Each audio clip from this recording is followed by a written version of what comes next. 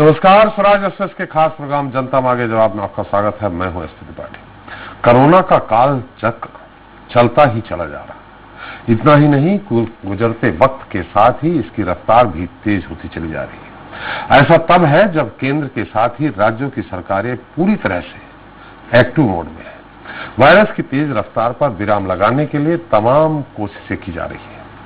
कहीं कर्फ्यू लगा है तो कहीं लॉकडाउन लागू है, लेकिन अफसोस कोरोना फिर भी बेकाबू है। देश की राजधानी दिल्ली से लेकर कोई भी ऐसा राज्य नहीं है जहां कोरोना कहर नहीं बरपा रहा है। कुछ राज्यों में हालात इतने बद से बदतर हो गए हैं कि सिस्टम वेंटिलेटर पर जा पहुंचा है और लोग खुद को भगवान के भरोसे छोड़ चुके हैं। मध्य प्रदेश और छत्तीसगढ़ की बात करें तो इन दोनों ही राज्यों में कोरोना आउट ऑफ कंट्रोल है। रोजाना 10,000 से भी ज्यादा नए केस आ रहे हैं, तो दूसरी ओर कोरोना संक्रमितों की मौतों से सुनसान घाटों और कब्रिस्तानों में अफरा तफरी का माहौल बना हुआ है। लोग अपनों का अंतिम संस्कार करने के लिए कई घंटे इंतजार कर रहे हैं। इतना ही नहीं, कई जगह ऑक्सीजन के साथ ही रेमडेसिविर इंजेक्शन की कमी के चलते हड़कंप मचा हुआ है। हालांकि शासन प्रशासन इस बात को मान नहीं रहा है। खैर, सच क्या है, इसके लिए जनता मांगे जवाब में आज हम आपको सीधे ग्राउंड जीरो पर लेकर जाएंगे, जहां से आपको कोरोना की सटीक रियल रिपोर्ट मिलेगी।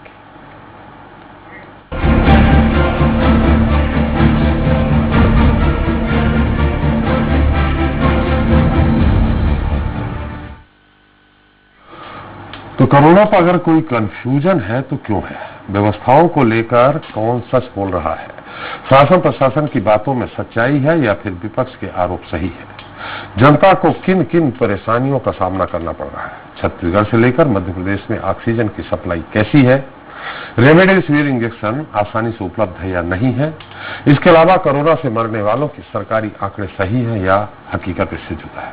चलिए इन तमाम सवालों को लेकर शहर की रियल रिपोर्ट जाने। उसके पहले मध्य प्रदेश और छत्तीसगढ़ में कोरोना कहर से जुड़ी एक रिपोर्ट देख लेते हैं।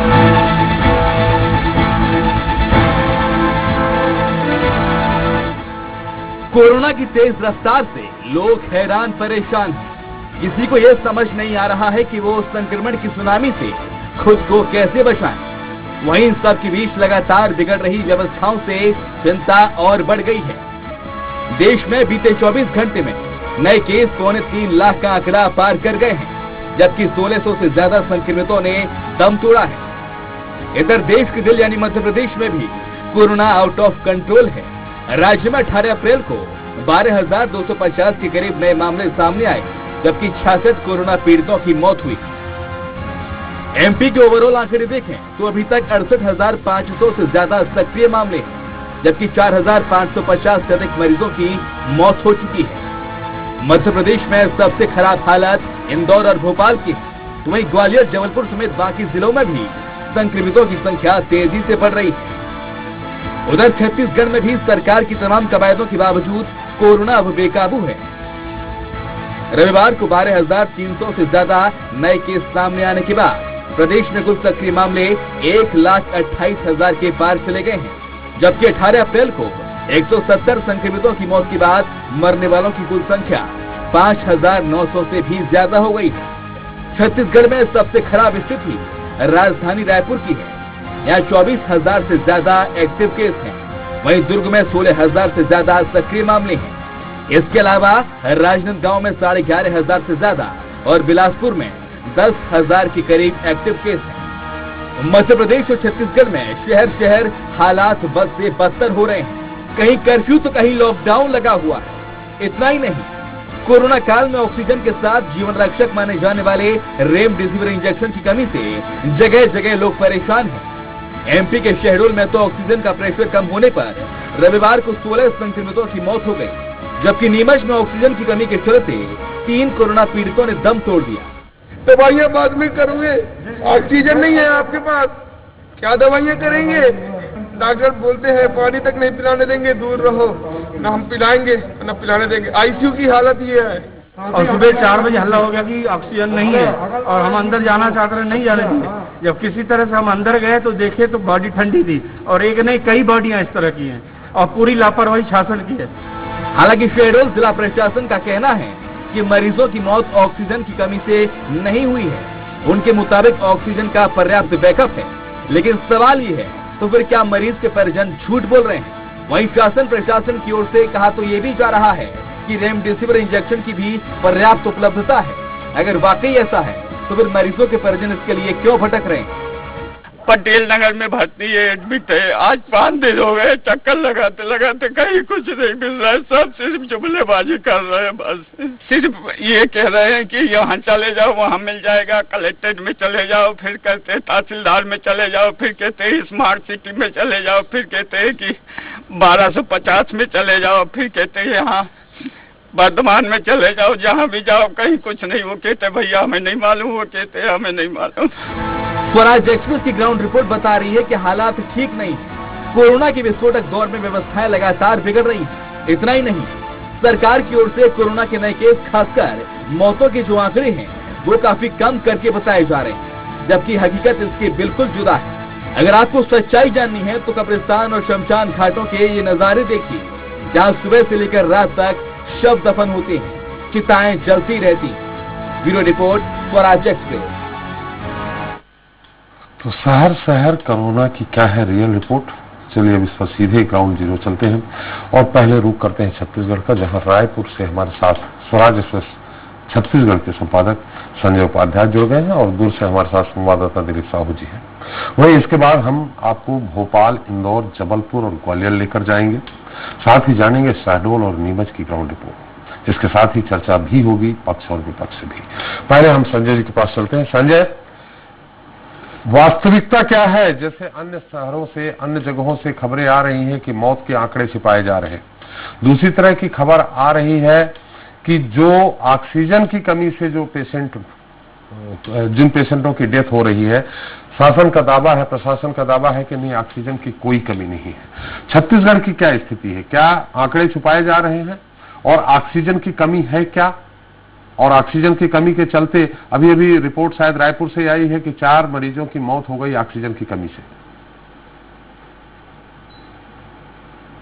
हाँ जी बिल्कुल। देखिए, जो मौतों के आंकड़े छिपाए जा रहे हैं, ऐसा कोई बड़ा मामला छत्तीसगढ़ से तो बिल्कुल नहीं आ रहा है। लेकिन जो कल जो मौत हुई थी वो एक अस्पताल में कुछ हादसा हुआ था। वहां पर अस्पताल में आग लगी थी और उसकी वजह से वहाँ जो मरीज भर्ती थे उनमें से 4 मरीज की मृत्यु हुई थी।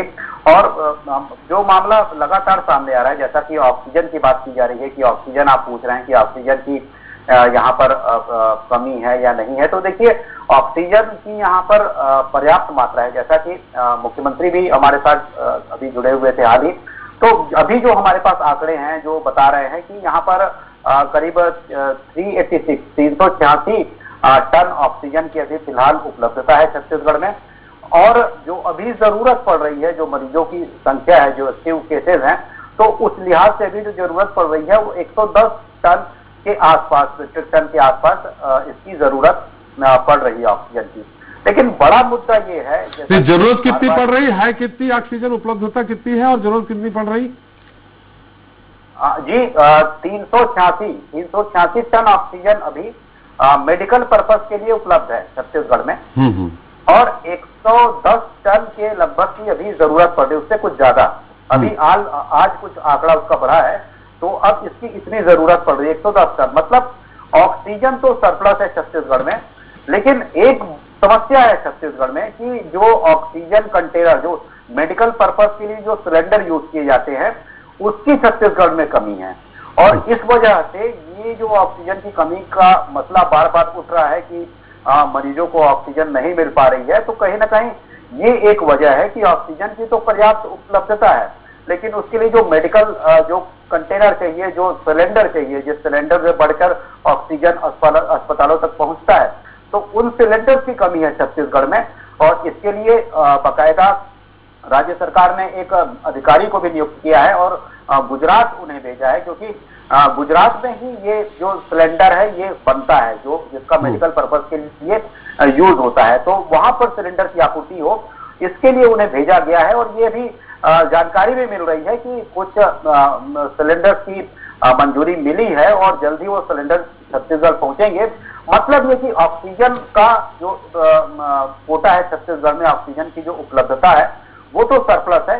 लेकिन जब ये सिलेंडर आ जाएंगे तो फिर जो कमी की बात सामने आ रही है, फिर अलग अलग अस्पतालों में संजय जी, बात तो वही हुई ना, ऑक्सीजन तो ठीक है आपके पास है, आपके गोडाउन टैंकर जो भी है जिनमें भरी है, लेकिन सिलेंडर नहीं है। तो सिलेंडर नहीं है तो फिर मरीज को कैसे लगाएंगे?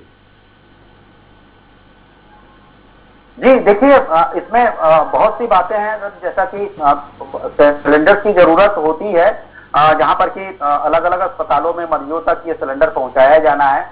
लेकिन बहुत से ऐसे प्लांट्स भी होते हैं जहां पर कि जो एक व्हीकल होता है जो कि ऑक्सीजन को लेकर ट्रांसपोर्ट करता है, और जो बड़े अस्पताल होते हैं जहां पर बड़ी संख्या में मरीज लगातार एडमिट हो रहे हैं, कोविड पेशेंट हैं, तो वहां पर जो एक प्लांट बाकायदा होता है जो रखा जाता है, और वो उसकी बाकायदा उसका कनेक्शन होता है पाइपलाइन के जरिए, वो जो तमाम मरीज वहां भर्ती होते हैं वहां तक पहुंचाए जाते हैं। तो वहां इसकी उपलब्धता हो रही है। लेकिन जो आप जो कह रहे हैं बात बिल्कुल सही है कि ऑक्सीजन की उपलब्धता तो है, लेकिन उसके लिए जो सिलेंडर की आवश्यकता है, जो सिलेंडर तो उसके लिए चाहिए, उनकी जरूर कमी देखी जा रही है। लेकिन फिलहाल जो हमने अभी बात की है, आज ही हमने बात की है कुछ अधिकारियों से, तो उनका ये कहना है कि जो भी अस्पताल है जहां पर ऑक्सीजन की आवश्यकता ज्यादा महसूस की जा रही है, क्योंकि देखिए बहुत से ऐसे अस्पताल भी हैं जो कि प्रिकॉशनरी ऑक्सीजन के सिलेंडर्स रखे हुए हैं स्टॉक में ज्यादा, की जब जरूरत पड़ जाए तो उस वक्त अफरा तफरी ना हो। तो अब एक तरीके से ये तय करना होगा खुद सरकार को, और जो इसके लिए जो नोडल एजेंसी बनाई गई है, जो नोडल अधिकारी बनाए गए हैं, वो इस बात को सुनिश्चित करें कि इन जगहों पर, क्योंकि जब मरीज एडमिट होता है, जब वहां पर पहुंचता है, तो उसका पूरा एक रिकॉर्ड होता है, उसकी पूरा एक कहा जा सकता है कि रिपोर्ट होती है कि उसके किस प्रकार की कैसी आवश्यकता है। तो किस लिहाज से ये तय किया जाए, और सिलेंडर जो एक हॉस्पिटल से दूसरे हॉस्पिटल में, ये भी एक तय किया जाए, एक तरीके का एक सिस्टम जो डेवलप किया जाए। बल्कि अब तो होने भी लगा है कि जहां पर एक हॉस्पिटल से दूसरे हॉस्पिटल में भी सिलेंडर की सप्लाई सुनिश्चित की जाए अगर आवश्यकता पड़ती है तब। क्योंकि अभी ये देखा जा रहा था कि जो सिलेंडर जिस अस्पताल में पहुंच गए वो ये बांधकर रिजर्व रख लेता था कि आगे जब जरूरत पड़ेगी तब इसका इस्तेमाल होगा, भले ही तात्कालिक उसकी आवश्यकता ना हो। ये भी सुनिश्चित करना होगा कि किसके स्टॉक में कितना सिलेंडर है, उसने विगत सप्ताह भर में कितने सिलेंडर का उपयोग किया, बचे हुए हैं। संजय जी, मतलब ये माना जाए कि माने जो खबर है कि ऑक्सीजन की कमी के कारण मौत नहीं हुई है, तो फिर जो ये खबर आई क्यों इस तरह से कि ऑक्सीजन की कमी के कारण 4 मरीजों की मौत हो गई? जी देखिए, हमने भी बार बार ये पूछा तो, लेकिन आधिकारिक रूप से जो बयान आया है और ये कहा गया है कि प्रदेश में, ये आधिकारिक बयान है कि प्रदेश में अभी तक ऑक्सीजन की कमी से किसी भी मरीज की मृत्यु नहीं हुई है, ये आधिकारिक बयान है। तो जाहिर तौर पर जो लोगों की मृत्यु की बात है, या फिर जो एक छत्तीसगढ़ से बिल्कुल लगे हुए जो शहडोल का मसला है कि वहां पर ऑक्सीजन की सप्लाई थम गई थी, जो जिस मात्रा में ऑक्सीजन की सप्लाई की जानी थी, जैसे मैंने कहा कि बाकायदा हॉस्पिटल्स में भी प्लांट्स होते हैं और वहां पर एक साथ ऑक्सीजन की उपलब्धता होती है और मरीजों को पाइपलाइन के जरिए उनके बेड तक ये ऑक्सीजन पहुंचाई जाती है।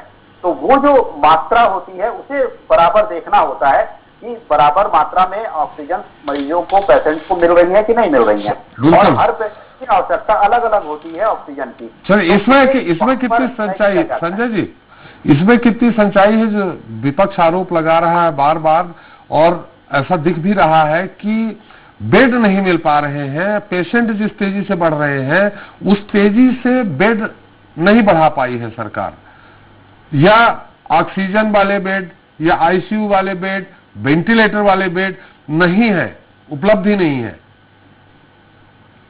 आप बिल्कुल देखिए, पिछले महीने भर में जो संक्रमण जिस दर से बढ़ी है वो इसी से समझा जा सकता है कि खुद जब शुरुआती दौर में 1 महीना पहले जो ऑक्सीजन की जरूरत थी पेशेंट्स को, वो मुश्किल से 3-4 टन के लगभग ही जरूरत थी, आवश्यकता थी उस वक्त 1 महीना पहले।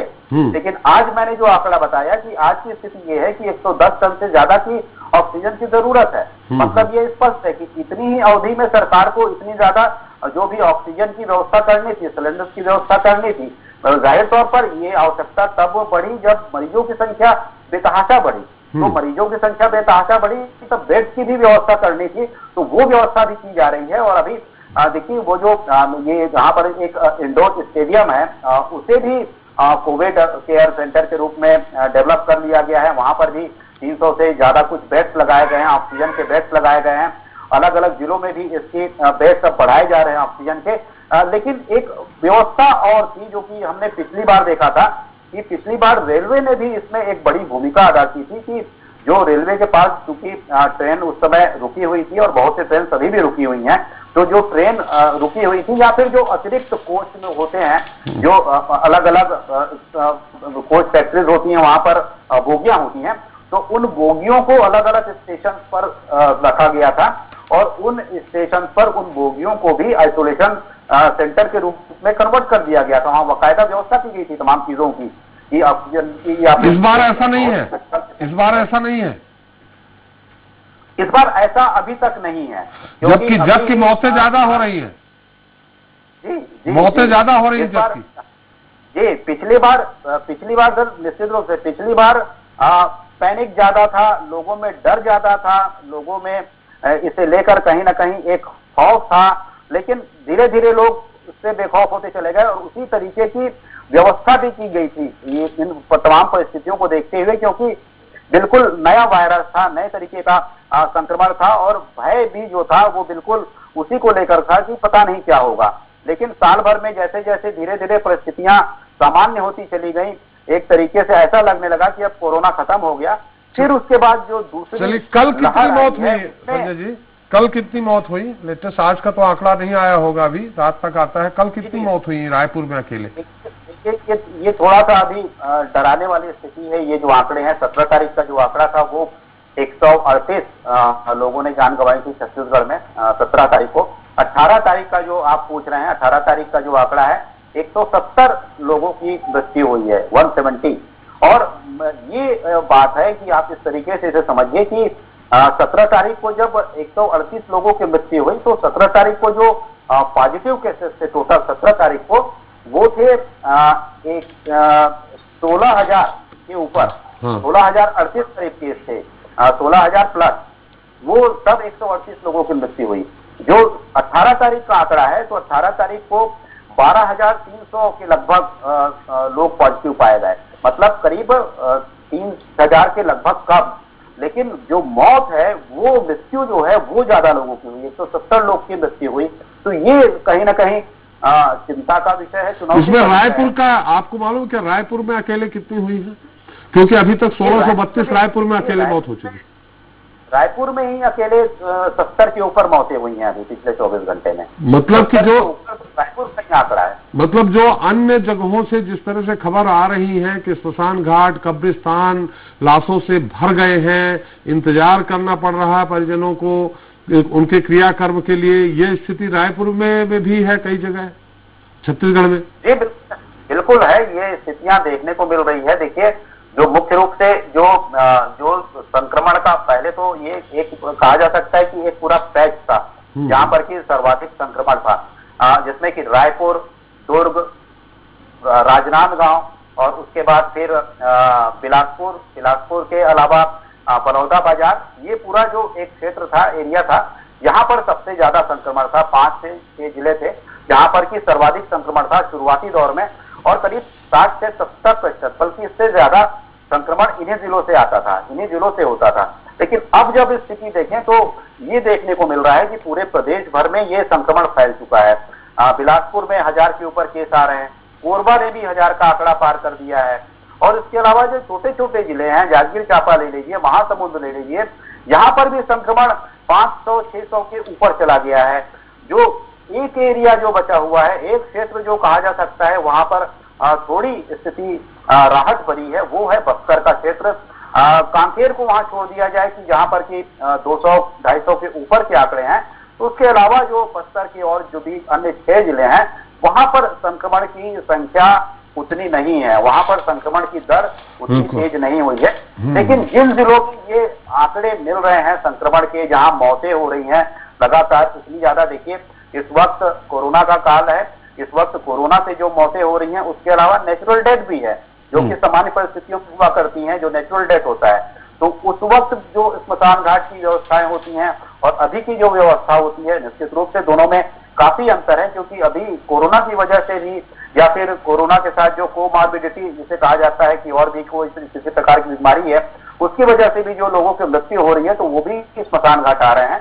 और जाहिर तौर पर स्मशान घाट में सभी ने देखा होगा कि बिल्कुल एक साथ संजय जी 10 लोगों 12 लोग की व्यवस्था होती है। जी बिल्कुल संजय जी, आपने बस्तर की बात कही, हालांकि एक्टिव केस जरूर बस्तर में 1000 के लगभग ही है, लेकिन मौतें वहां भी 97 हुई है। सारी जानकारी आपने दी, निश्चित तौर पर बहुत बहुत धन्यवाद संजय जी आपका सारी जानकारी देने के लिए। अब हम चलते हैं दुर्ग, जहां दिलीप साहू जी हमारे साथ है। दिलीप जी, मेरी आवाज आ रही? दिलीप, मेरी आवाज आ रही? जी सर, आ रही सर। दिलीप, दुर्ग की क्या स्थिति है? 1632 सबसे ज्यादा मौतें रायपुर में हुई है, लेकिन 1100 के लगभग आपके यहाँ भी दुर्ग में भी मौतें हो चुकी हैं। ये मौतें कितने दिन में हुई है? इनका आंकड़ा कब से तेज बढ़ा है और कल कितनी मौतें हुई थी? सर, जो आंकड़े आए हैं वो अब से मतलब कोरोना के पहले पीक से लेकर मतलब शुरुआती दौर से लेकर अब तक का जो आंकड़ा है, हाँ, उसमें 1097 मौतें हुई है, हाँ, सरकारी आंकड़े हैं। और पिछले तारीख 18 तारीख की जब बात करें, उसमें महज 4 मौत हुई है। हालांकि जिस तरह से जो आंकड़े हैं उसमें अगर देखा जाए कि पिछले वो 18 तारीख के आंकड़े में महज 1281 केस आए हैं, जब तक लगातार अभी 1500 से ऊपर 1700-1800 केस आ रहे थे पॉजिटिव केस।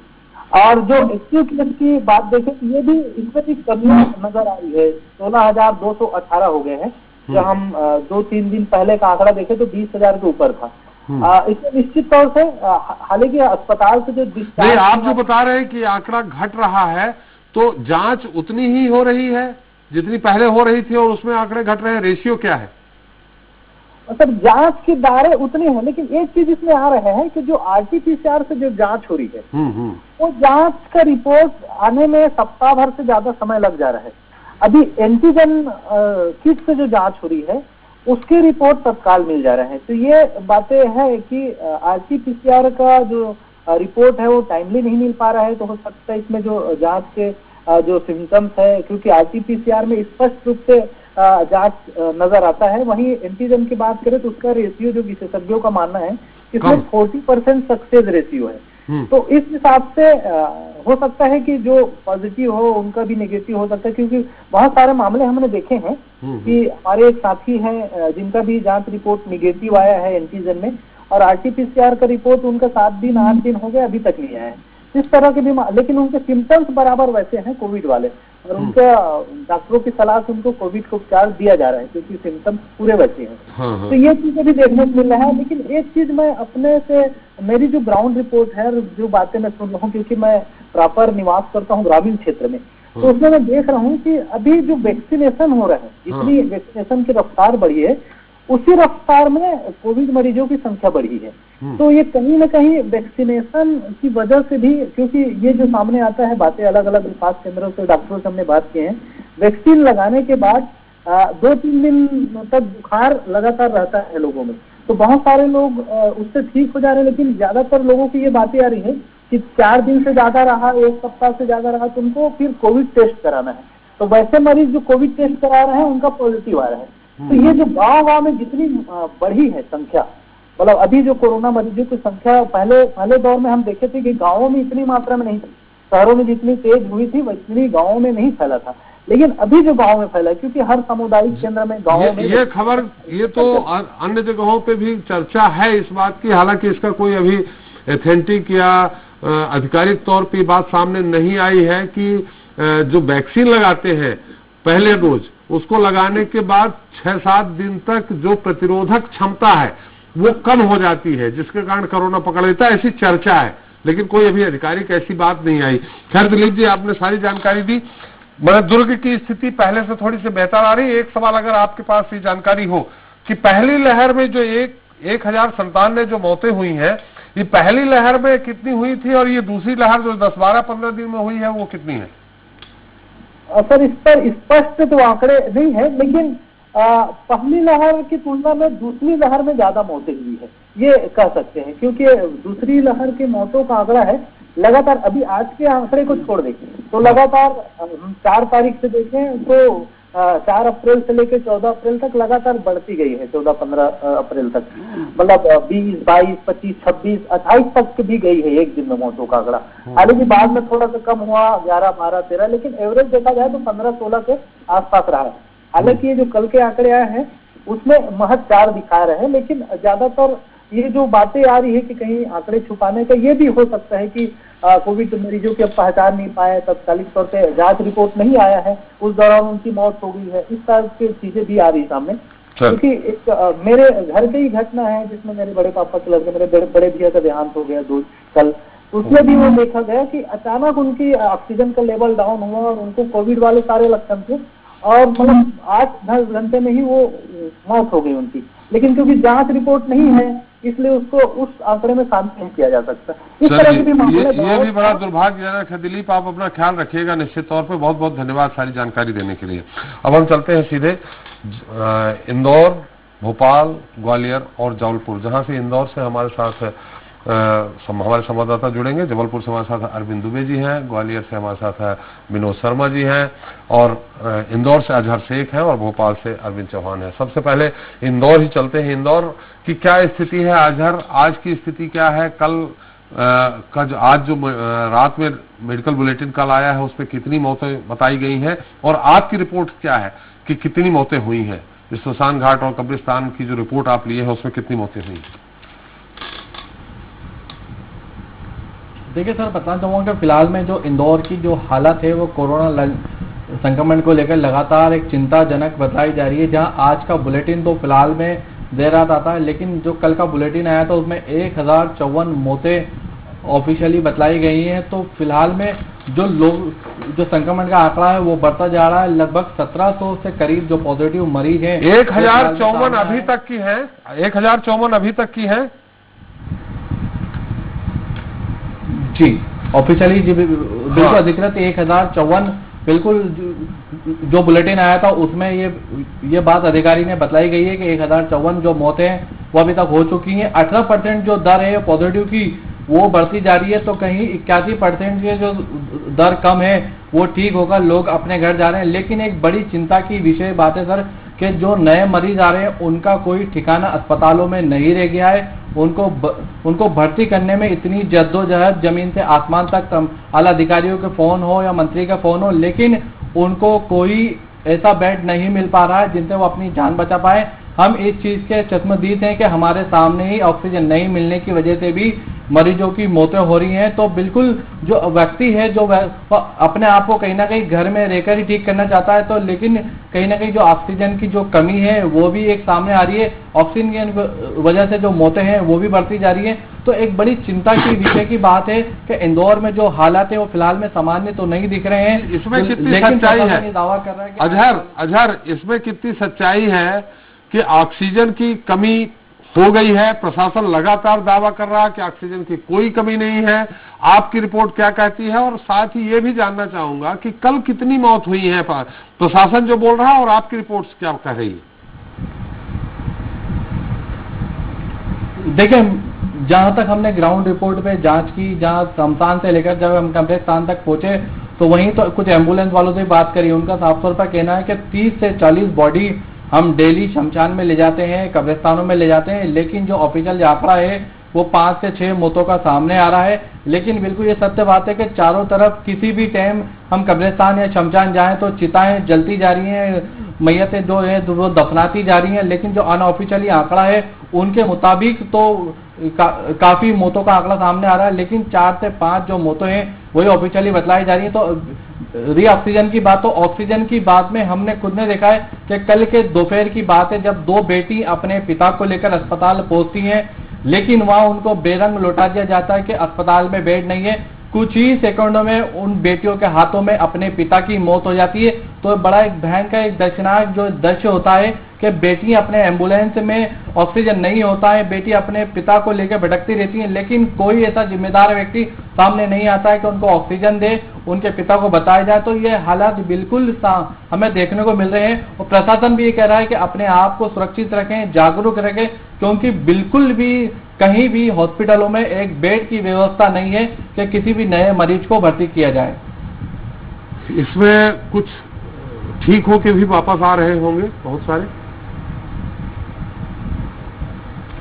बिल्कुल 800 से करीब जो लोग हैं, लगभग जो आंकड़ा आ रहा है ऑफिशियली, वो एक ठीक होने वाला रेशियो आ रहा है कि 81% जो दर है वो कम होती जा रही है। ये एक इंदौर के लिए अच्छी खबर भी हो सकती है कि जो लोग बिल्कुल बराबर ठीक होकर पहुंच रहे हैं, लेकिन लगभग 1600 से ऊपर अभी भी पॉजिटिव का आंकड़ा बना हुआ है, वो बिल्कुल कम नहीं हो रहा है, क्योंकि उसकी जो वजह है वो संक्रमित होना है, क्योंकि शहर में लॉकडाउन हो सकता है, जनता कर्फ्यू हो सकता है, लेकिन हमें कहीं भी लोगों में जागरूकता नहीं दिखी है। चारों तरफ भीड़ ही भीड़ दिख रही है, क्योंकि प्रशासन भी अब समझाने की कगार पर नहीं है, क्योंकि हालात इतने बद से बेहतर होते जा रहे हैं कि प्रशासन भी कुछ क्या करेगा जब तक खुद आप नहीं समझेंगे। हम ग्वालियर चलते हैं, हमारे साथ विनोद जी है। विनोद जी, आवाज तो आई रही होगी आपको मेरी। एक आपने बहुत अच्छी आज रिपोर्ट, खोजी रिपोर्ट आपने तैयार की है, जिसमें हॉस्पिटल की लिस्ट जारी की गई। हॉस्पिटल की लिस्ट जारी में बताया गया कि किस हॉस्पिटल में कितने बेड खाली हैं, कितने उपलब्ध हैं, कितने नहीं हैं, साथ ही उनके फोन नंबर दिए गए। आपने उसकी गहराई से छानबीन की, क्या पाया आपने और वास्तविकता क्या है? ऑक्सीजन की कमी वहां भी है कि देखिए, प्रशासन लगातार दावा कर रहा है ऑक्सीजन कमी नहीं है। स्वराज एक्सप्रेस उस रिपोर्ट को सामने दर्शकों के सामने लाना चाहता है कि वास्तव में ऑक्सीजन की कमी से अगर परिजन आरोप लगा रहे हैं तो क्यों लगा रहे हैं। रहा सवाल दूसरा कि प्रशासन कितनी मौतें को बता रही, कितनी मौतें हुई हैं, और आपकी रिपोर्ट क्या कहती है कि आज कितनी मौतें हुई हैं।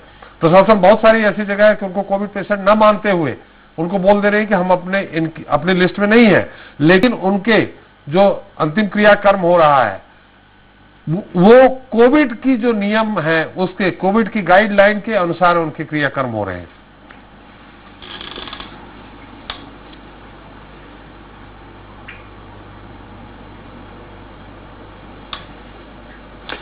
देखिए, बिल्कुल आज हमने इस बात को पूरी तरीके से तहकीकात की।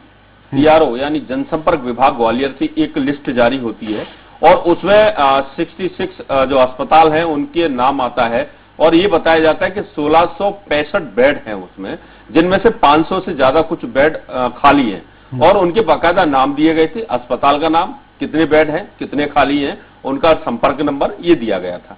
हमने जब उनसे बातचीत की तो बड़े चौंकाने वाले तथ्य सामने आए और ये हमने दिखाया भी था कि किस तरह से जब हमने बात करी, हमने कहा कि एक बेड चाहिए तो उन्होंने कहा कि बेड तो मिल जाएगा लेकिन ऑक्सीजन नहीं है, और ऑक्सीजन जो पहले से मरीज भर्ती है उनके लिए भी हमारे पास नहीं है, तो नए व्यक्ति के लिए ऑक्सीजन हम कहां से लाएंगे। तो ये तो साफ हो गया कि जो आंकड़े दिए गए हैं बेड के, वहां केवल दिखाने के लिए दिए गए हैं।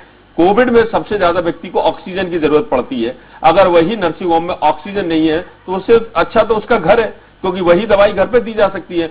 अगर ऑक्सीजन नहीं है, जो वर्तमान में मरीज भर्ती है उनको ऑक्सीजन नहीं दे पा रहे हैं, तो ये पूरी तरीके से सरकार का झूठ है कि हम ऑक्सीजन हर जगह सप्लाई कर रहे हैं, हर जगह एबिलिटी है ऑक्सीजन की। ये सरासर झूठ है और ये स्पष्ट हो गया जब हमने रिपोर्ट पूरी बनाई तो उसमें खुलकर सामने आ गया कि डॉक्टरों के पास ऑक्सीजन है ही नहीं, नर्सिंग होम के पास ऑक्सीजन है ही नहीं। केवल कहा जा रहा है, मालाएं पहनाई जा रही है टैंकर जब भी आता है ऑक्सीजन का, और ये कहा जाता है कि बहुत ज्यादा ऑक्सीजन उनके पास आ गई है।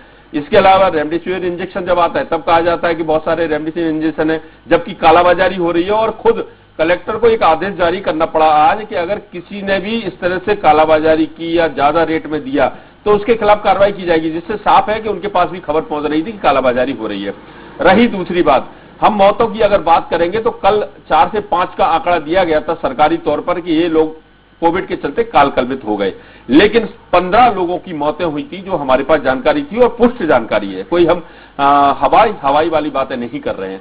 शमशान घाट है लक्ष्मीगंज, मुरार शमशान घाट है, और इन तमाम शमशान घाटों से जो हमारे पास जानकारी आई थी, क्योंकि कोविड के जो मरीज हैं उनको लक्ष्मीगंज शमशान घाट में ही उनका अंतिम संस्कार किया जा रहा है। इसके अलावा 1150 से ज्यादा संक्रमित मिले हैं। 1900 लोगों की जांचें हुई थी। आप अंदाजा लगाइए कि 1900 लोगों की जब जांचें हो रही है, 1150 संक्रमित मिले हैं, तो संक्रमित जो स्थिति है वो 65 से भी अधिक है, यानी 2 से भी ज्यादा व्यक्ति संक्रमित पाए जा रहे हैं जो जांच कराने के लिए जा रहे हैं। लोगों के पास कोई व्यवस्था नहीं है, लोग परेशान हैं, अस्पतालों में जगह नहीं है, सरकारी अस्पतालों में लोगों के पास पैसे नहीं है, आयुष्मान कार्ड चल नहीं रहे हैं, उनके जो बीमा कार्ड है चाहे वो किसी भी कंपनी संस्थान के हो, वो अस्पताल उनको मान नहीं रहा है। अचानक उनके पास इतना कैश नहीं होता कि वो प्रारंभिक तौर पर किसी अस्पताल में जाकर 80 से 90 हजार रुपए जमा करके प्रतिदिन 15 से 20 हजार रुपए की भुगतान कर सके। ये व्यक्ति पर नहीं है, क्योंकि वो अपना हेल्थ इंश्योरेंस इसलिए कराता है कि आड़े वक्त पे उसके काम आएगा। उसको नर्सिंग होम संचालक मान नहीं रहे हैं। इसके अलावा आयुष्मान कार्ड की कोई वैल्यू नहीं है उनके पास, उनका कहना है रिइंबर्समेंट बाद में ले सकते हैं। आखिर व्यक्ति जाए कहां? केवल अखबारों में, चैनलों में केवल ये कह देना भर से कि सब कुछ व्यवस्थाएं ठीक है, इससे नहीं माना जा सकता। जो स्थिति है वो हमने खोल कर दिखाई थी। आज खुलेआम हमने जो जिस तरह से इस पूरे जो उनका व्यवस्था है उसका आपके सामने रखा भी था और इसको दिखाया भी था कि किस तरह से जो लिस्ट दी है। कई लगे तो फोन भी नहीं उठा रहे जो नर्सिंग होम संचालक है, वो ये कह देते हैं कि उनके पास बेड ही नहीं है, और उसमें लिस्ट में उनका नाम है, बेड है, सब कुछ है। और ये भी हमारे पास सूचना आई है कि जो वीआईपी लोग हैं, जो सक्षम लोग हैं और बाहुबली लोग हैं, सत्ताधारी लोग हैं, उनके नाम से हर अस्पताल में 4 से 5 बेड इसलिए रखे गए हैं कि अगर इन लोगों को जरूरत पड़ गई, इनके परिजनों को जरूरत पड़ गई तो उनके लिए रखे हैं। आम लोग, आम व्यक्ति कुछ भी हो, कहीं भी चला जाए, कोई सुनवाई नहीं हो रही है। कलेक्ट्रेट में लगातार लाइनें लग रही हैं। प्रशासन के अधिकारी फोन उठाना बंद कर चुके हैं, राजनेता भी फोन उठाना बंद कर गए हैं। किसी तरह से कोई सुनवाई नहीं है। कांग्रेस जरूर आज सामने आई थी, कांग्रेस के 2 विधायक हैं, प्रवीण पाठक, सतीश सिकरवार, और उन्होंने इस बात को कहा कि अब आने वाले समय में ऑक्सीजन की इतनी ज्यादा किल्लत ग्वालियर में होने वाली है कि उसको नहीं संभल पाएगा। उन्होंने, प्रशासन ने आग्रह किया है कि ऑक्सीजन की व्यवस्था तत्काल करें, क्योंकि लगातार वो इस बात पर नजर रखी हुई है कि ऑक्सीजन नहीं है। त्रिपाठी जी, स्थिति बहुत ठीक नहीं है। बिल्कुल सामने जब जाकर देखा जा रहा है तब समझ में आ रहा है कि लोग अस्पताल के बाहर अपने एडमिशन के लिए खड़े हैं। सरकारी अस्पतालों में जगह नहीं है, पैसा उनकी जेब में नहीं है। आखिर वो जाएं कहां, क्या करें वो लोग, कहां जाएं? सरकारों को सोचना होगा ऐसे लोगों के बारे में। हवाई वाली बातों से काम नहीं चलने वाला। धरातल पे भी देखना होगा कि हो क्या रहा है लोगों के साथ। लोग पीड़ित से रो रहे हैं, कई बच्चे बिलख रहे हैं, हमने देखा है। उनके पिताजी, अभी एक और वाक्य सामने आया कि एक व्यक्ति को सुपर स्पेशलिटी जो सरकारी हॉस्पिटल उसमें भर्ती कर लिया गया, उसके परिजन जब आप पहुंचे तो वो व्यक्ति वहां है ही नहीं। उस व्यक्ति ने फोन करके कहा कि वो अस्पताल में भर्ती है, ऑक्सीजन उसकी लगी हुई है, लेकिन आज वो व्यक्ति नहीं मिला। सीएमएचओ कह रहे हैं कि हम खोज के बताएंगे। ये क्या लापरवाही चल रही है, ये समझ से परे है। हाहाकार का माहौल बना हुआ है। ऐसा नहीं है कि हम डराने की कोशिश कर रहे हो, सब कुछ ठीक खराब हो, कुछ ठीक भी है, सकारात्मक भी है। 350-400 लोग ठीक भी होकर अस्पताल से अपने घर आए हैं, स्थिति उनके साथ भी ठीक है। लेकिन हम ये बताना हमारा काम है, कर्तव्य है, हमारी जवाबदारी है। सरकार को आईना दिखाना हमारा काम है कि जो हो रहा है वो ठीक नहीं हो रहा है, आप व्यवस्थाएं सुधारिए। लोगों के मन में बड़ी आपको लेकर विनोद जी, आपने जो जानकारी दी वो बहुत ही चौंकाने वाली है कि ऐसी भी है कि पैसे वाले और बाहुबली या पावरफुल लोगों के लिए देवगमन अगर ऊपर जा रहे हैं, वहां भी एक वीआईपी लाइन लगाई गई है। 4-4, 5-5 बेड एक जगह उनके लिए सुरक्षित रखे गए हैं, रिजर्वेशन वहां भी है। चलते हैं, अरविंद दुबे जी हैं।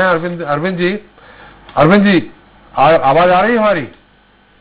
आवाज सुन रहा हूँ, देख लो बात भी मैंने सुन ली। क्या आपके यहाँ भी कुछ ऐसी व्यवस्था है बाहुबलियों के लिए रिजर्वेशन की हॉस्पिटल में? बिल्कुल।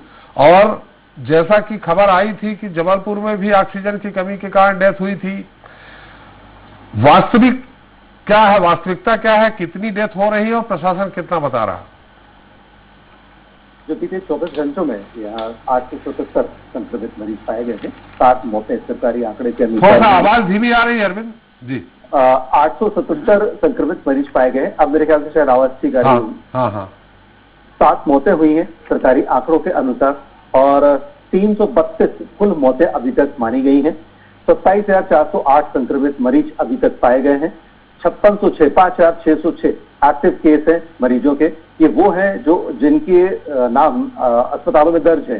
घरों में जो हजारों लोग घरों में रहकर इलाज करा रहे हैं, उनका आंकड़ा सरकार के पास नहीं है। उनका आंकड़ा हमारे जैसे और जो मीडिया के लोग हैं वो शायद एकत्रित करने की कोशिश कर रहे हैं। और उस हिसाब से भी देखा जाए तो जबलपुर में ही 7,000 से ज्यादा ऐसे लोग हैं जो घरों में रहकर अपना इलाज करा रहे हैं, और वे पूरी तरह से कोरोना संक्रमित हैं। उनका इलाज वो अपने घर से कर रहे हैं और मेडिकल स्टोर से दवाई लेकर अपना इलाज करा रहे हैं। उनका साफ तौर पर कहना है कि मेडिकल अस्पताल में, सरकारी अस्पतालों में वे जा नहीं सकते क्योंकि वहां पर इलाज की जो कमियां चल रही हैं उसको देखते हुए निजी अस्पतालों में जाने की मजबूर है। उनके पास उतना पैसा नहीं है और कोई गारंटी भी नहीं है कि इन अस्पतालों में जाएंगे तो जिंदा वापस आएंगे, या फिर नगर निगम के लोग उन्हें वहां से उठाकर सीधे चौहानी मुक्ति धाम जो उसके लिए मुकर्रर जगह है वहां पर ले आकर अंतिम संस्कार कर देंगे। आपकी खबर अरविंद क्या है? जैसा आपने बताया कि प्रशासनिक खबर जो है वो आपने बता दी, आपकी अपनी खबर एग्जैक्ट नहीं हो सकती है, लेकिन अनुमानतः आपकी खबर अपनी क्या है? जो आपने बताया कि जो मुक्तिधाम मुकर्रर किया गया है उसमें कितनी लाशें जा रही हैं,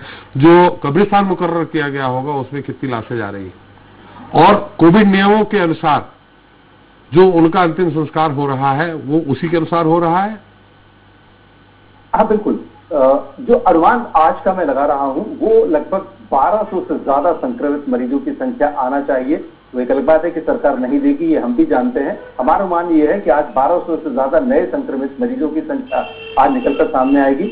कल चौहानी मुक्तिधाम में 68 अंतिम संस्कार ऐसे किए गए जो कोरोना गाइडलाइन का पालन करते हुए किए गए। उनमें संक्रमित मरीज भी थे और सस्पेक्टेड मरीज के शव भी थे जिनके कोरोना गाइडलाइन के तहत अंतिम संस्कार किया गया। आज अभी तक 62 से ज्यादा अंतिम संस्कार ऐसे शवों का हो चुका है जिन्हें सस्पेक्टेड माना गया था या संक्रमित माना गया था, और अभी भी वहां पर चिता जलाने का काम लगातार जारी है। आशीष ठाकुर जो एनजीओ चलाते हैं, जो वहां पर ये सब काम कर रहे हैं, उनका कहना यह है कि इस वक्त वे 24 घंटे यही काम कर रहे हैं। वे ना दिन देख रहे हैं ना रात देख रहे हैं, लगातार शव चूंकि चले आ रहे हैं, इसलिए उनका काम यह है कि वे लगातार चिताओं को अग्नि दे रहे हैं और अंतिम संस्कार कर रहे हैं। इसके अलावा एक बात और यहाँ पर मैं आपको बताना चाहूंगा। अरविंद, एक बार फिर अरविंद, डराने वाली बातें हैं जो आप बता रहे हैं कि 64 कल मैंने आज 64 मौतें हो चुकी है। 68 कल 68 शव थे, और कोविड के नियमों के तहत उनका अंतिम संस्कार किया गया। बिल्कुल, प्रोटोकॉल के तहत उनका अंतिम संस्कार किया गया। कहा गया इनमें से कुछ संक्रमित मरीज हैं और कुछ सस्पेक्टेड मरीज हैं जिनकी रिपोर्ट नहीं आई थी और उसके पहले ही वे चल बसे थे। तो इस तरह से और अभी तक और प्रशासन कितना बता रहा? प्रशासन 7 बता रहा है। 7 सिर्फ 7 मौतें बता रहे हैं। अब रेशो का अंदाज देखिए कि यहाँ पर कितना बड़ा डिफरेंस है कि उस डिफरेंस को एक तरह से आम जनता भी देखकर समझ रही है कि क्या हो क्या रहा है। इस तरह से मैंने हर मोहल्ले हर गली से तमाम लोग हम लोग को आकर बताते हैं कि साहब उस गले में वहां पर रहने वाले संक्रमित मरीज के लोग थे, उनमें से एक का निधन हो गया है, लेकिन किसी को बताया नहीं गया। उनको नॉर्मल तरीके से उन शमशान घाटों में लेकर अंतिम संस्कार कर दिया गया जहां पर कि संक्रमित या सस्पेक्टेड मरीजों का अंतिम संस्कार नहीं किया जा सकता है। तो सरकार भी कोई कड़ाई नहीं बरत रही है और ना ही छानबीन कर रही है कि घर में भी किसी की मौत हो रही है तो ये पता लगाया जाए कहीं वो संक्रमित मरीज तो नहीं था, सस्पेक्टेड मरीज तो नहीं था, प्रोटोकॉल के तहत उसका अंतिम संस्कार किया जाए। परिवार वाले उसको लेकर जाते हैं और उसका नॉर्मल प्रक्रिया के तहत अंतिम संस्कार करके आ जाते हैं और चुपचाप बैठ जाते हैं। इससे आप अंदाज लगा सकते हैं कि व्यवस्था जबलपुर में पूरी तरह से ध्वस्त हो चुकी है। कहीं कोई निगरानी नहीं है, किसी भी तरह की कोई मॉनिटरिंग नहीं हो रही है, अधिकारी सुनने तैयार नहीं है। कलेक्ट्रेट का आज मैं 11 बजे का आपको दृश्य बताता हूं जो हमने अपनी रिपोर्ट भी दिखाई है। उसमें वहां पर चूंकि 813 रेमडेसिविर इंजेक्शन तुरंत पहुंचे थे जबलपुर में, तो उनका डिस्ट्रीब्यूशन होना था निजी अस्पतालों को, तो लोग वहां पर डॉक्टरों की पर्चियां लेकर वहां पर पहुंच गए थे कलेक्ट्रेट में, और कलेक्टर कर्मीर शर्मा और अपर कलेक्टर वहां पर बैठकर मीटिंग कर रहे थे। लोग बाहर खड़े होकर गुहार लगा रहे थे कि इंजेक्शन दिलवा दीजिए, लेकिन अधिकारी सुनने के लिए तैयार नहीं थे। उनका साफ तौर पर कहना था कि हमने निजी अस्पतालों को ये 813 इंजेक्शन बांट दिए हैं, आप अस्पतालों में जाइए वही इंजेक्शन लगेंगे, जबकि निजी अस्पतालों में उन्हें पर्ची बनाकर दिया गया कि आप बाहर मार्केट से जाकर खरीदिएगा। सीधी सी बात यह है कि कालाबाजारियों को प्रोत्साहन देने के लिए इस तरह की व्यवस्था बना दी है, और जो मरीज के परिजन हैं वो चकरगिन्नी की तरह घूम रहे हैं। उधर उनके मरीज अंतिम सांसें ले रहे हैं, इधर मरीज जो है वो कड़ी धूप में अपनी जूते चप्पल चटका रहे हैं, मरीजों अधिकारियों के सामने गिड़गड़ा रहे हैं, कहीं कोई सुनवाई नहीं है। कुल मिलाकर ये सीधे तौर पर हम कह सकते हैं कि कालाबाजारी के लिए एक और नया रास्ता खोल दिया है 813 रेमडेसिविर इंजेक्शन जो आए थे उनको बांटने के लिए। और उसका हिसाब कहा जा रहा है कि सोशल मीडिया पर बताया जाएगा, मीडिया को बताया जाएगा। लेकिन इस वक्त जब मैं आपसे बात कर रहा हूं, अभी तक तो ना तो जनसंपर्क विभाग ने और ना ही कलेक्टर कार्यालय की तरफ से हमारे पास कोई इंफॉर्मेशन आई कि जो 813 इंजेक्शन थे निजी अस्पतालों को कितने दिए गए, उनके पास मरीज कितने एडमिट थे, किस मरीज को वो इंजेक्शन लगाया गया। जो कल हम बात कर रहे थे वही बात कि मॉनिटरिंग यहाँ पर बिल्कुल नहीं है। सीधी सी बात यह है कि जिसको जो करना है अपने मन से कर रहा है और तमाम तरह की मनमानी हो रही है। इसी बात को लेकर मध्य प्रदेश हाईकोर्ट का आज बहुत बड़ा फैसला भी आया है। चीफ जस्टिस मोहम्मद रफीक की अध्यक्षता वाली बेंच ने मध्य प्रदेश शासन और केंद्र सरकार को कड़े शब्दों में फटकार लगाते हुए साफ तौर पर अपना फैसला सुनाया है और 50 पेज का ऑर्डर पारित किया है कि ये चीजें होनी है और इसकी एक्शन टेकिंग रिपोर्ट भी सबमिट करनी है। 10 मई को इसकी सुनवाई होगी। एक्शन टेकिंग रिपोर्ट के अनुसार वो ये देखेंगे कि जो कुछ कहा गया उन तमाम बातों, मध्य प्रदेश हाईकोर्ट ने जो कुछ बातें कही, राज्य सरकार ने क्या उनको इम्प्लीमेंट किया या नहीं। इसके लिए बहुत बड़े बड़े एडवोकेट्स बीच में लगे हुए हैं और तमाम तरह की जो फैसले सुनाए गए। यदि आप मुझे वक्त दें तो कुछ थोड़े से पॉइंट मैं आपको बता सकता हूँ कि आज हाईकोर्ट ने किस तरह से फटकार। बहुत संक्षेप में अरविंद, बहुत संक्षेप में बता सकते हैं आप, बहुत संक्षेप में। हाईकोर्ट कॉन्सेंट्रेट कर रहा है ऑक्सीजन और रेमडेसिविर इंजेक्शन की उपलब्धता पर। पूरे मध्य प्रदेश की बात कर रहा हूं मैं, पूरे मध्य प्रदेश के लिए। बहुत नाराज था हाईकोर्ट और साफ तौर पर कह रहा था कि इतने दिनों से समस्या चल रही, ऑक्सीजन की अभी तक उपलब्धता को क्यों नहीं सुनिश्चित किया गया, रेमडेसिविर इंजेक्शन की उपलब्धता को सुनिश्चित क्यों नहीं किया गया, ये दवाइयां तुरंत उपलब्ध हो। रेमडेसिविर इंजेक्शन की यदि डिमांड आती तो 1 घंटे के अंदर प्रदेश सरकार उस मरीज के परिजन के हाथ में वो इंजेक्शन पहुंचा दे। ये साफ आदेश दिया है मध्य प्रदेश हाईकोर्ट ने। ऑक्सीजन की व्यवस्था के लिए जो कुछ करना पड़े, केंद्र सरकार से मदद लेना पड़े, वो ली जाए, लेकिन तुरंत ली जाए। इसके अलावा आईएमए से तुरंत संपर्क किया जाए और बेजा वसूली जो की जा रही है संक्रमित मरीजों के परिजनों से, उसको तुरंत प्रभाव से रोका जाए। दूसरी कोई शिकायत हाईकोर्ट के पास नहीं पहुंचना चाहिए, अदरवाइज हाईकोर्ट कार्रवाई करेगा। इसे आप अंदाज लगा सकते हैं कि कितना बड़ा फैसला है ये और कितनी कठोर शब्दावली का इस्तेमाल हुआ है राज्य और केंद्र सरकार के खिलाफ। बिल्कुल बिल्कुल अरविंद, हम भोपाल की खबर जान लेते हैं। इंदौर के बाद भोपाल में ही सबसे ज्यादा मौतें हो रही हैं। भोपाल की क्या खबर है अरविंद? सीधे तौर पर कहेंगे कि झूठ बोलते हैं जिम्मेदार। अब देखेंगे साफ तौर पर कि कितनी झूठ बोली जा रही है और सामने झूठ बोला जा रहा है। एक तरफ जो गवर्नमेंट के जो आंकड़े आ रहे हैं, जो कहीं ना कहीं शाम को जो उनकी स्वास्थ्य विभाग रिपोर्ट सबमिट करता है उसमें मौत के आंकड़े 3 और 5 होते हैं, जबकि हमारे पास जो आंकड़े होते हैं वो 70-80 होते हैं। और साफ तौर पर सबसे बड़ा सवाल ये उठता है कि जितने भी कोविड सेंटर बनाए गए हैं, पूरे प्रदेश की बात करें चाहे हम राजधानी की बात करें, कोविड सेंटर में एक तरफ सरकार का कहना है, जो उनके जिम्मेदार हैं उनका कहना है कि आम मरीज भी इसमें हो सकते हैं, आम मरीजों की इसमें मौत हो रही है। सवाल सबसे बड़ा त्रिपाठी जी ये उठता है कि कोविड सेंटर में आम मरीज कहां से पहुंच गया। अगर कोविड सेंटर से कोई मौत होती है तो निश्चित तौर पे भी कोरोना पेशेंट वो होता है। और चूंकि यहां जब वो पेशेंट जाता है, चाहे भद्रता विश्राम घाट हो या कहीं भी जितने भी यहाँ पर जो शमशान घाट बने हुए हैं, वहां जब मरीज जाता है तो वहां पर बाकायदा उससे पूछा जाता है और उसमें एक स्लिप दी जाती है, उसमें लिखा होता है कि कोरोना पेशेंट है या सामान्य मौत है। तो उसमें कोरोना के तहत, वहां कोरोना की गाइडलाइन के तहत वहां पर उनका अंतिम संस्कार किया जा रहा है। तो कितनी संवेदनहीनता वाली बात है। एक तरफ सरकार ये कह रही है कि 3 मौतें हुई हैं, 5 मौतें हुई हैं, और दूसरी तरफ 60 का आज सुबह की घटना है कि हमीदिया अस्पताल में 8 मौतें हुई हैं, एक साथ 8 मौतें हुई हैं। और कहा गया है जब, और वहां पर एम्बुलेंस की कमी है, क्योंकि एक बात और भी यहां देखने को मिल रही है कि एम्बुलेंस वहां जाती है, वहां जो कब्रिस्तान में जाए या शमशान घाट में जाए तो पेशेंट जो सब है छोड़ के चली आती है। लेकिन इस बार उन्होंने कहा है कि एम्बुलेंस जाए और जब तक वापस ना आए, जब तक कि वो सब वहां जल ना जाए, क्योंकि जब एम्बुलेंस वापस आएगी तो दोबारा जो दूसरा सब तैयार रखा हुआ उसे लेके जाना पड़ेगा। तो सब एम्बुलेंस वापस वहां से तभी आ रही है जब यहां से फोन कॉल जाता है कि एम्बुलेंस को कहा जाता है कि अब आप वापस आइए। तो साफ तौर पर देखेंगे, एक अभी शहडोल की घटना हुई है, कोई भी ये बताने को तैयार नहीं है कितनी दुख की बात है। हम लोग फील्ड में रहते हैं तो देखते हैं तो कलेजा मुंह को आ जाता है। साफ तौर पर बहुत ही दर्द भरी रास्ता है। आपका कहने का मतलब यह है कि जो एम्बुलेंस दूसरी लेके जाना पड़ेगा तो लाशों की गिनती हो जाएगी। इसको छुपाने के लिए जब तक उसका क्रिमिनेशन नहीं हो जाए तब तक दूसरी लाश नहीं आएगी। हाँ, दूसरा नहीं, ये तो बात है ही। साथ में दूसरी बात ये कि अगर जैसी एम्बुलेंस आ जाती है तो दोबारा वहां सब रख के शमशान घाट पहुंच जाएंगे, तो वहां चूंकि जगह ही नहीं है शमशान घाट में, तो वहां आपदा तफरी का माहौल होगा, लोग फोन लगाएंगे, यहाँ वहां लोगों को बुलाएंगे। तो ये पूरा साफ तौर पर सवाल एक छोटा सा ये उठता है कि सरकार इन आंकड़ों को छुपा क्यों रही है। सरकार तो हत्या नहीं करवा रही, हत्या कहेंगे इन सब चीजों को, सरकार तो नहीं मार रही है। तो फिर सही सच्चे आंकड़े बताने में समस्या कहां आ रही है। एक तरफ वो कहते हैं कि कोविड सेंटर से अगर मौत होती तो कोविड सेंटर से मौत होती तो निश्चित तौर पर कोरोना पेशेंट है, तो क्यों बताया नहीं जा रहा है। ये 70-70, 60-60 लोग मर रहे हैं और आंकड़े से 3 के आ रहे हैं, इसका बड़ा सवाल उठता है। लोग पूछते भी हैं, कभी कभी हम लोगों से पूछते हैं, हमारी क्रेडिबिलिटी पे शक होता है कि हम साहब कह रहे हैं कि 3 सरकार उन्होंने हमें भेजा, हमने खबर को ब्रेक करा दिया कि आज भोपाल में 3 की मौत। लोग देखते हैं, हंसते हैं और कहीं ना कहीं सवाल खड़े हम पे भी होते हैं। इसलिए मैं दावे से कह रहे हैं कि हम ग्राउंड रिपोर्ट के आधार पर बात कर रहे हैं। हमने वहां खुद देखा है 70 से 80 मौतें राजधानी में हुई हैं।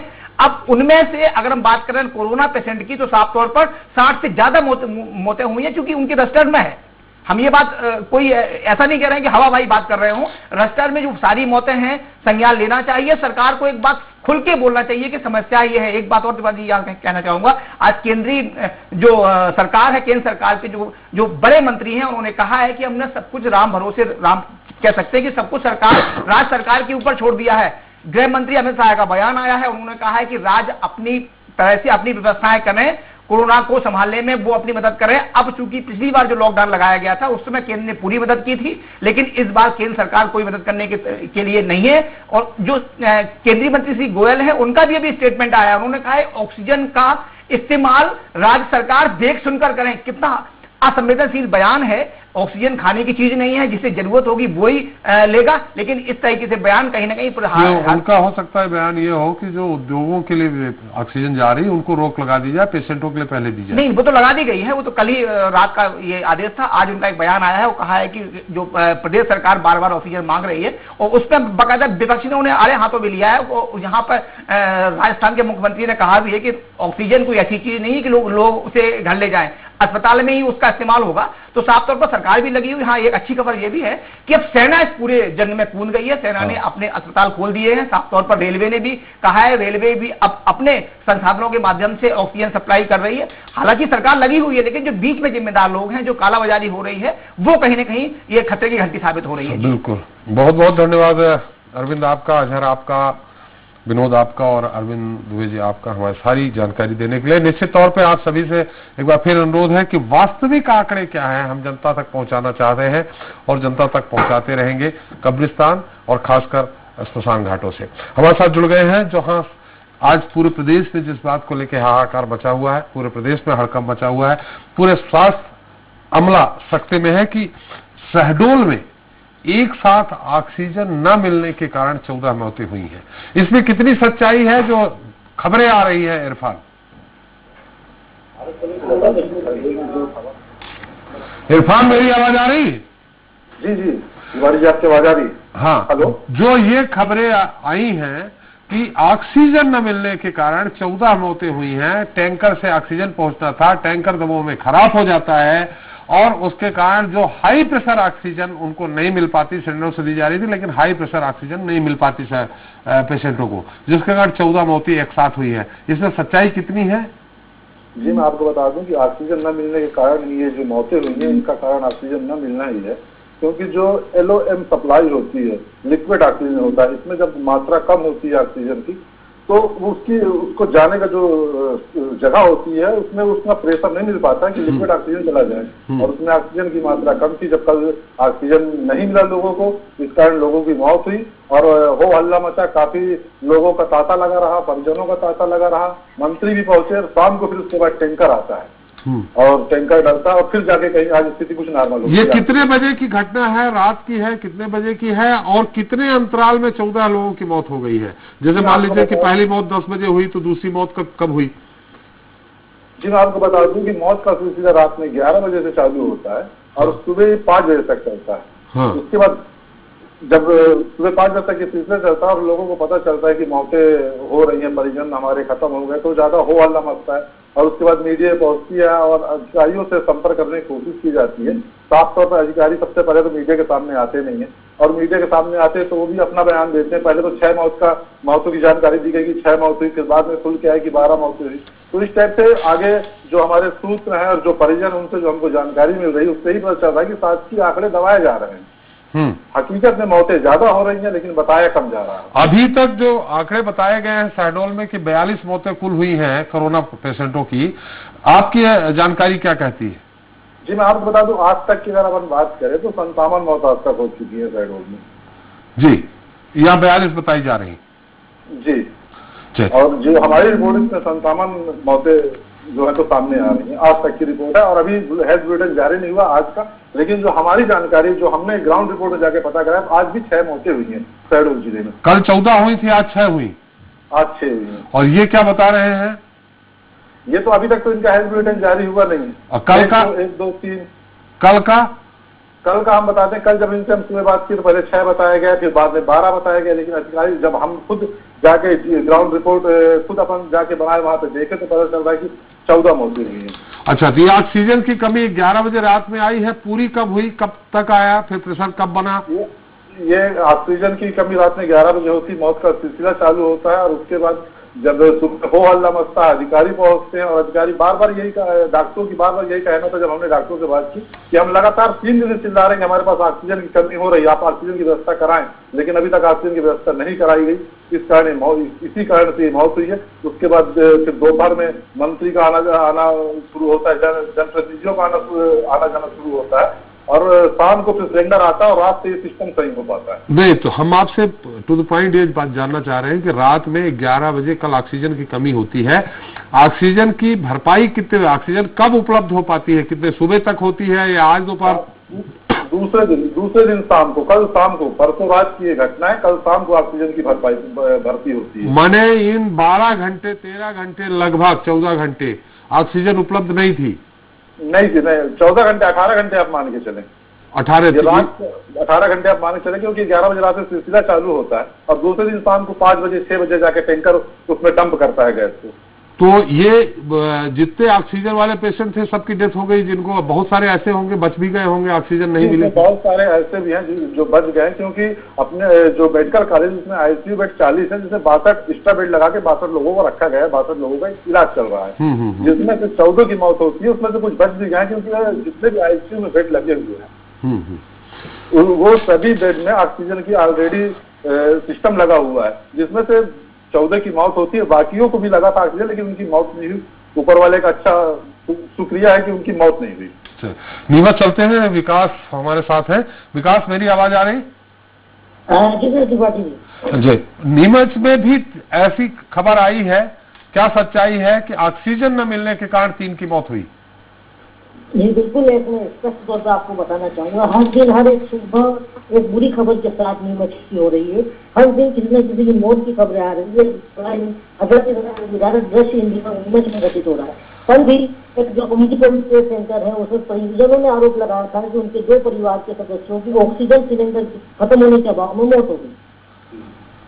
नहीं तो जैसे आज मैंने कल का मेडिकल बुलेटिन जो है उसमें कितनी मौतें शासन बता रहा, और आज की अपनी ग्राउंड रिपोर्ट क्या है कि कितनी मौतें हुई हैं? जी देखिए, मैं आपको बता दूं, कल का जो मेडिकल बुलेटिन में प्रशासन ने जारी किया था उसमें 44 मौतें दर्शाई गई थी, जबकि कल रविवार के दिन की बात करें तो रविवार के दिन 9 मौतें हो चुकी थी। कि फिर से बताइए एक बार, कितनी, मैंने कल के दिन कितनी मौतें हुई थी प्रशासन जो बता रहा, और आपकी रिपोर्ट क्या करी, एक बार फिर बताइए। त्रिपाठी जी देखिए, मैं बताना चाहूंगा, रविवार के दिन 9 मौतें हुई थी, जिनका शमशान घाट में 9 की 2 9 हाँ 9 मौतें हुई थी, जिनका कोविड गाइडलाइन के तहत अंतिम संस्कार किया गया था। लेकिन प्रशासन द्वारा हाँ इस अप्रैल माह के 18 दिनों में अब तक 44 मौतें दर्शाई जा रही है, जबकि अगर आंकड़ा लगाया जाए, शमशान से हमारे सूत्रों से जानकारी जुटाई जाए तो अब तक 3 दर्जन से अधिक मौतें जो है कोविड से हो चुकी है। 3 दर्जन यानी सीधे सीधे 36 ही हुई ना? जी जी।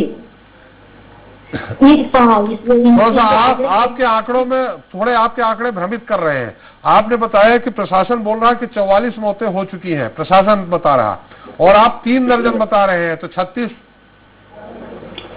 सर, इस मेडिकल बुलेटिन, जो प्रशासन मेडिकल बुलेटिन जारी कर रहा है, इसमें कुछ मौतें जो है पिछले वर्ष की दर्शाई गई है। इस 18 दिनों में सिर्फ 5 मौतें ही अप्रैल माह में होना दर्शाई गई है प्रशासन द्वारा। अच्छा, सिर्फ 5? जी, सिर्फ 5 मौतें इस अप्रैल माह में होना दर्शाई गई, बाकी मौतों को जो है इसमें शामिल किया गया। इस माह की 44 मौतें अब तक होना बता रहे हैं। और आपकी अप्रैल माह में आपकी रिपोर्ट क्या कहती है? करीब 3 दर्जन से अधिक मौतें जो है हो चुकी, जिनका कोविड गाइडलाइन से जो मुक्तिधाम में अंतिम संस्कार हुआ है। 36। कल 9 मौतें हुई हैं, और प्रशासन कल का क्या बोल रहा है, कितनी मौतें हुई हैं? प्रशासन कल की 3 मौतें बता रहा है। वो भी 3 मौतें इसलिए बताई जा रही क्योंकि मौतें निजी कोविड के सेंटर में हुई थी, और वो वहाँ पर विवाद होने के बाद ये स्पष्ट हो गया था कि किसी की मौत हुई है, इसलिए उन मौतों को भी उजागर कर दिया गया। लेकिन शायद हो सकता है कि आंकड़े खुलकर सामने नहीं आते। चलिए, ऑक्सीजन उपलब्ध हो गई अब पर्याप्त? ऑक्सीजन की किल्लत आ रही थी। पूर्व में हमें राजस्थान से उपलब्ध होता था, लेकिन कहीं ना कहीं वहाँ पर जो है स्टॉक कर लिया गया था। हालांकि प्रशासन ने प्रयास किए हैं और ऑक्सीजन वगैरह जुटा ली गई है। सबसे बड़ी समस्या हमारे यहाँ एक देखने में आ रही है कि शव वाहन के अभाव में जो है लाशों को शमशान घाट तक पहुँचने के लिए काफी देर तक इंतजार करना पड़ रहा है। घंटों मरने के बाद भी शव वाहन के अभाव में जो है कहीं ना कहीं लाशें शमशान घाट तक नहीं पहुँच पा रही है। सभी बड़ी भयावह स्थिति है। बहुत बहुत धन्यवाद इरफान जी आपका, विकास जी आपका, सारी जानकारी देने के लिए। तो कोरोना कैसे और कब तक काबू में आएगा, इसे लेकर कुछ भी कहना बड़ा मुश्किल है, लेकिन बड़ी बात यह है कि वायरस जिस तरह से बेकाबू है और सरकारी सिस्टम सिस्कियां भर रहा है, उसके मद्देनजर कोरोना से बचने के लिए फिलहाल आपको ही अपने मन मस्तिष्क को मजबूत कर यह संकल्प करना होगा कि आप वो सभी सावधानियां बरतेंगे जिससे आप कोरोना से बचे रहें। इसी के साथ जनता मांगे जवाब में इतना ही। नमस्कार।